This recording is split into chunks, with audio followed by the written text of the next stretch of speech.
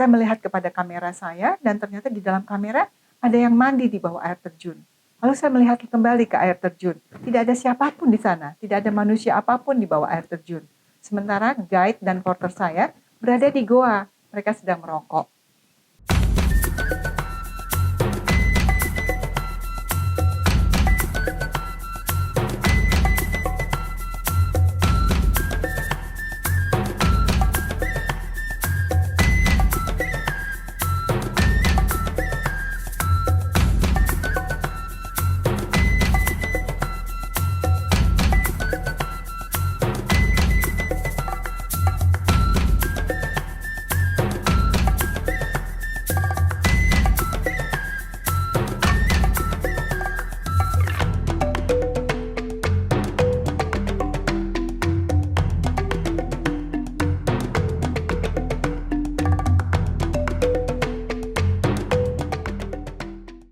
Assalamualaikum warahmatullahi wabarakatuh.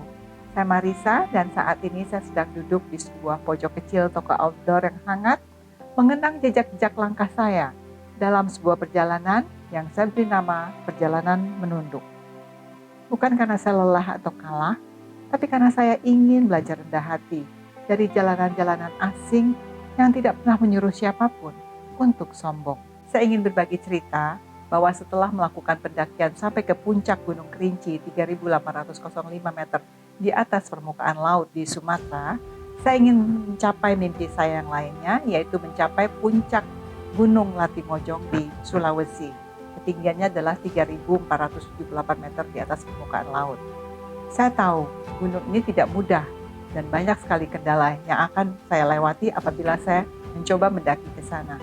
Tapi impian saya adalah ingin mencoba ke sana. Saya mencoba mencari operator yang bersedia membawa saya ke sana. Konon, katanya sudah terkumpul 20 orang yang bersedia ke sana dan meeting point-nya adalah di Makassar. Apa yang terjadi setelah saya sampai di Makassar? Ternyata jumlah orang yang tadinya diinformasikan akan bersama-sama dengan saya mendaki Latimojong, mereka semua batal. Sementara saya sendiri sudah sampai di kota Makassar. Apa yang harus saya lakukan? Saya mencoba menghubungi operator. Kamu nggak bertanggung jawab. Kenapa kamu bisa membiarkan saya sendiri di sini dan memberi info kepada saya benar-benar di hari-hari terakhir? Lalu mereka mengatakan minta maaf. Oke, saya terima maafnya. Apa yang harus lakukan sekarang? Ya, Ibu segera saja menuju Enrekang. Menuju Enrekang dengan apa? Silakan Ibu mengunjungi tempat-tempat di mana mereka menawarkan jasa travel untuk sampai ke kota Enrekang. Hari itu sudah jam 9 pagi dan katanya bis-bis keluar kota sudah keluar dari terminal bis. Saya mencoba untuk mencapai terminal bis yang kebetulan tidak terlalu jauh dari bandara, sekitar 30-40 menit. Dan di sana benar-benar saya tidak temukan bis yang akan membawa saya ke Enrekang. Saya mencoba berkumpul dengan para supir yang kebetulan tidak bekerja pada hari itu, menunggu mereka memberikan hati mereka untuk menawarkan kendaraan mereka membawa saya ke kota Enrekang. Setelah menunggu 3 jam, mereka tetap bergeming, mereka tetap main kartu di terminal bis itu dan saya menunggu mereka agar mereka punya hati untuk mencarikan kendaraan saya untuk keluar kota. Akhirnya setelah saya sholat zuhur di masjid di dalam terminal, ada salah satu supir yang berdiri, oke Bu, saya akan coba cari kendaraan, tapi ada syaratnya, Ibu harus mencarikan saya 4 penumpang dengan tujuan yang sama dengan Ibu. Aduh Bapak, saya itu dari luar pulau, saya nggak tahu daerah sini, bagaimana saya cara menawarkan mereka untuk pergi bersama-sama dengan saya? Pokoknya Ibu, kalau Ibu dapat 4 penumpang, silahkan balik lagi ke terminal dan kita akan pergi bersama-sama. Saya berdoa dalam hati, semoga Allah memberikan saya jalan dan kemudahan. Alhamdulillah ternyata ada 4 orang yang ingin menuju ke kota-kota di sekitar atau sebelum Enrekang. Dan akhirnya terkumpullah kita berlima sama-sama dalam satu kendaraan menuju ke sana. Perjalanan dari Makassar ke Enrekang saya tempuh 9 jam karena berbagai macam penumpang itu turun di kota-kota yang berlainan dengan Enrekang.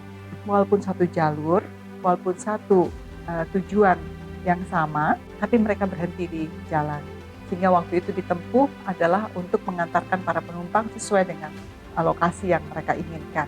Akhirnya penumpang tinggal satu, yaitu saya. Tiba di Enrekang sendirian, Saat itu hujan super lebat dan lokasi terakhir dari kendaraan tersebut adalah Enrekang. Lalu saya mengatakan, "Pak supir bisa mengantar saya ke base camp nggak?" "Wah, saya nggak tahu base camp, Bu." "Silakan Ibu cari tahu sendiri." Akhirnya saya turun di sebuah minimarket di sana, menanyakan kepada kasir minimarket, apakah tahu ada base camp di sekitar sini. Mereka menggelengkan kepala dan tidak tahu. Semesta membantu saya lagi, ada seseorang yang membeli rokok lalu menanyakan, "Ibu mau kemana?" "Mau ke base camp." "Oke, naik motor saya." Jadi hujan-hujanan dia mengantar saya ke base camp di Enrekang sana.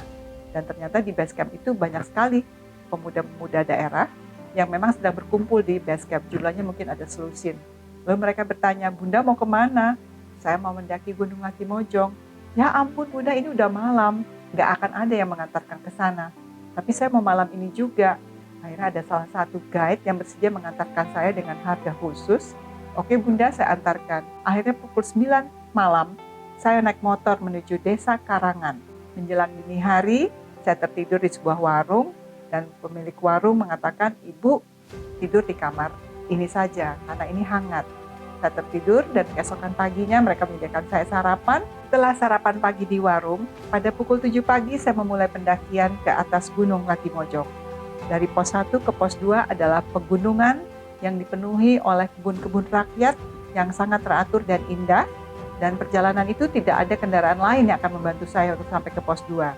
Jadi saya menikmati perjalanan pelan-pelan hingga sampai ke pos 2. Di pos 2 ada air terjun kecil yang luar biasa nyaman dan ada goa yang cukup besar, dan konon para pendaki akan sholat di sana apabila tibanya waktu zuhur. Kebetulan saya tiba di pos 2 saat azan zuhur berkumandang dan air tersedia di sana karena ada air terjun pendek yang tingginya sekitar 4 atau 5 meter berada di depan gua tersebut. Saya mencoba untuk mengambil wudhu ke arah air terjun, tapi sebelumnya saya sempatkan untuk mengambil video dan foto-foto area di sekitar air terjun. Karena di sekitar area air terjun, selain ada gua, juga ada jembatan yang menjadi penghubung di antara sungai tersebut. Saya melihat kepada kamera saya dan ternyata di dalam kamera ada yang mandi di bawah air terjun. Lalu saya melihat kembali ke air terjun. Tidak ada siapapun di sana, tidak ada manusia apapun di bawah air terjun. Sementara guide dan porter saya berada di goa, mereka sedang merokok. Akhirnya saya simpan saja kejadian yang saya lihat dari video di dalam hati saya. Saya tidak berbagi cerita kepada guide dan porter saya. Setelah sholat, kami melanjutkan perjalanan. Dan perjalanan dari pos 2 ke pos 3 menggunakan webbing. Karena diinformasikan bahwa hujan berhari-hari di Desa Karangan, sehingga perjalanan pendakian dari pos 2 ke pos 3 melalui webbing bukan hal yang mudah. Setelah pos 3 lanjut ke pos 4 dan pos 5. Guide saya menanyakan kepada saya apakah saya bersedia untuk berkemah di pos 5 atau melanjutkan. Saya pikir karena hari sudah menjelang sore, sekitar pukul 4 sore, saya memutuskan untuk berkemah di pos 5. Keesokan paginya saya bersiap-siap untuk mencapai puncak Rantai Mario di Gunung Latimojong. Perjalanan pagi dari pos 5 ke pos 6 adalah perjalanan mandi matahari pagi yang sangat hangat, sementara itu akar-akar wangi bergelantungan di puncak-puncak pohon. Sebuah pemandangan yang fantastis dan sangat cantik. Apa yang kita injak di tanah, di pepohonan, di bebatuan, semua adalah lumut dengan ketebalan yang luar biasa. Seolah-olah kita berada di hamparan ludru yang sangat luas. Konon, taman lumut yang ada di antara pos 6 dan pos 7 adalah yang terbesar di Asia Tenggara. Pemandangan setelah pos 7 adalah pemandangan yang berbeda dengan hutan lumut. Kita akan menemui jalur tanah yang berwarna keputihan seperti kapur dan juga berwarna jingga. Jadi ketika hari makin tinggi, tanah itu sepanjang mata kita memandang seperti kita berada di dalam perjalanan menuju sebuah gurun, tapi bukan gurun pasir. Ini adalah gurun yang seperti tanah. Perjalanan saya mencapai puncak Rantai Mario hanya bertiga. Tidak ada pendaki lain pada saat kami mencapai puncak Rantai Mario.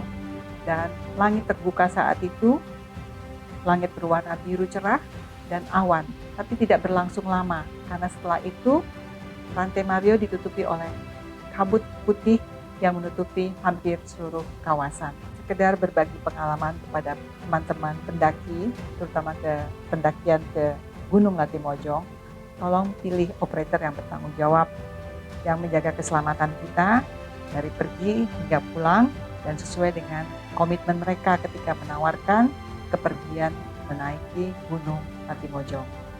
Walaupun saya mendapatkan pengalaman dan kesan yang baik ketika pendakian, tapi apa yang berhubungan dengan operator itu tetap harus menjadi bahan pertimbangan bagi teman-teman semua. Jadi kita jangan mengabaikan kendala-kendala apabila mereka tidak sesuai dengan janji dan komitmen mereka. Kita harus menanyakan kepada mereka segera dan mereka harus bertanggung jawab untuk hal tersebut. Perjalanan menunduk mengajarkan saya bahwa yang paling berharga bukanlah tempat tujuan, tapi bagaimana kita menapakinya. Bahwa manusia tidak perlu menaklukkan dunia, cukup berdiri bersisian dengannya sambil menunduk, belajar, menerima, dan memahami. Maka mari terus melangkah, bukan untuk mencari sensasi, tapi untuk mengasah empati dan mengenal diri kita yang sesungguhnya. Saya Marisa, terima kasih sudah menyimak. Wassalamualaikum warahmatullahi wabarakatuh.